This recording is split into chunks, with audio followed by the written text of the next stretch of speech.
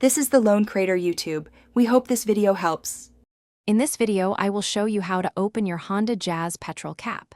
First, you need to locate the fuel cap release lever inside your vehicle. This lever is usually situated on the driver's side, down by the floor, often near the door sill or the seat. Look for a small icon that resembles a fuel pump, which clearly indicates its function. This simple step is the very first one in accessing your fuel tank. Once you have located the release lever, gently pull it upwards or towards you. You should hear a distinct click, indicating that the fuel flap on the exterior of your Honda Jazz has unlatched. Sometimes, the flap will pop open just a little bit, making it easy to access.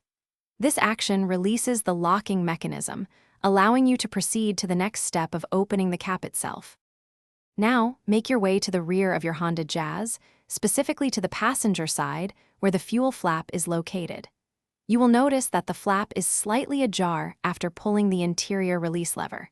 Simply use your fingers to gently push the flap open completely.